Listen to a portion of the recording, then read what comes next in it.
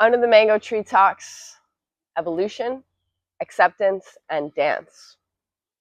Okay, so I want to talk a little bit about evolution here. So as a species, we evolved in groups. We needed to survive by being accepted by the group, or we would have been outcast, right? So our survival mechanisms were very much at play in regards to being accepted by the group. So this evolved our energy centers, going from the root, the sacral, up to the solar plexus. But it didn't really give us much creative expression, because if we were very creative, right, and then we were outcast, then we would no longer be able to survive, because we relied upon the community, upon the group for our survival. So this, developed our ego in such a way that we are very much programmed to be accepted by a group.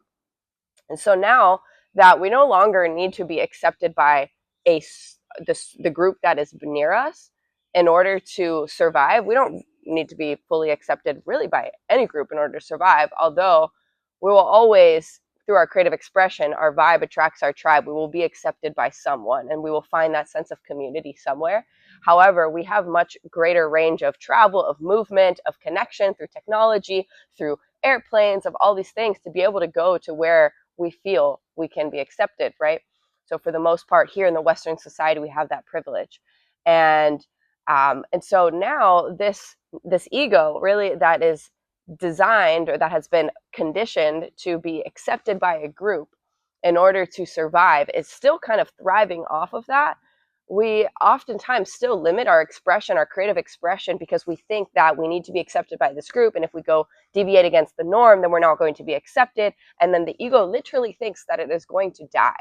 So it is going into survival mechanism. But when we realize this is actually, now that we've evolved past this, a block to our creative expression, to moving into our throat, from allowing the heart, the love energy, to move into our throat and to be expressed, we now are using, now this has become a blockage to our growth and evolution. And so I see this in dance all the time.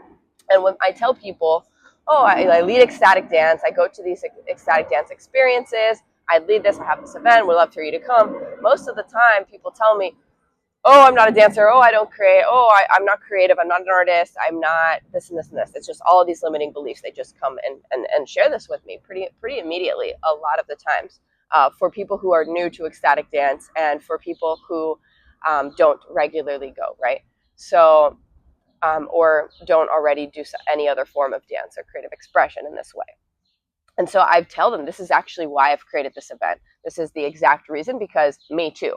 That is how I was before I started going to ecstatic dance. I actually very much thought that I wasn't a dancer. I was actually, one of my biggest fears was dance. And I totally did not believe that I had any creative energy. So I was like very, very low on this level. And so when you look at the scales of consciousness, that is represented by shame, I was very much embarrassed by my own creative energy. And so this is actually the lowest vibration on the scale of consciousness, that vibration of shame. And so when we're holding on to that in some way, we're very much telling ourselves that we're not worthy of being, because there's some part of us that is ashamed.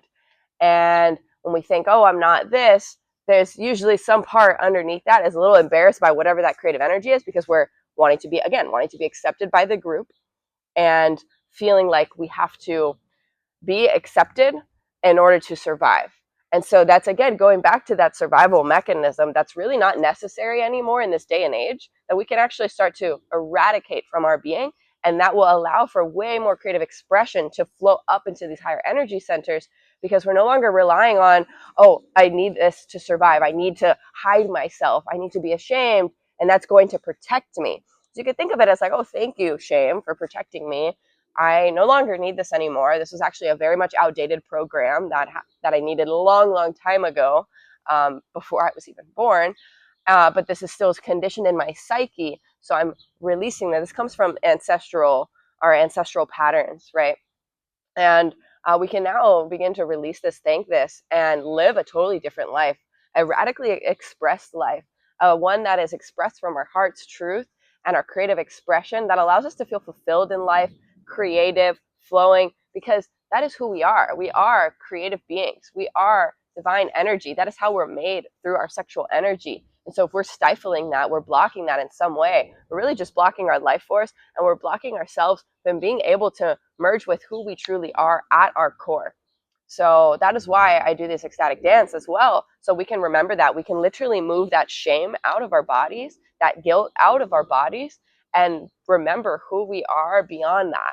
We get to be the creative beings. It doesn't mean that now you have to go and be a professional dancer and that's what everybody is. No, but we're all humans. We all have bodies. We all have movement. We all have creative expression.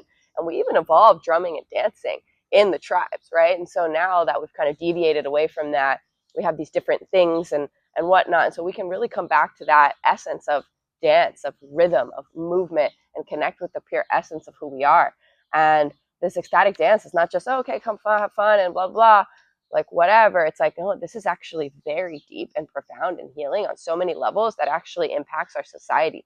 So yes, it is really fun, and like, come do that and see how the implications of this are going to impact your life, people around you, and our community and our world. So keep dancing. Go to ecstatic dance in your nearest place. Come visit us here in Miami under the mango tree. And yeah, I love you. Thank you. Stay dancing, stay magical, keep expanding. We are pure creative energy embodied in human form. And go eat some mangoes. Woo!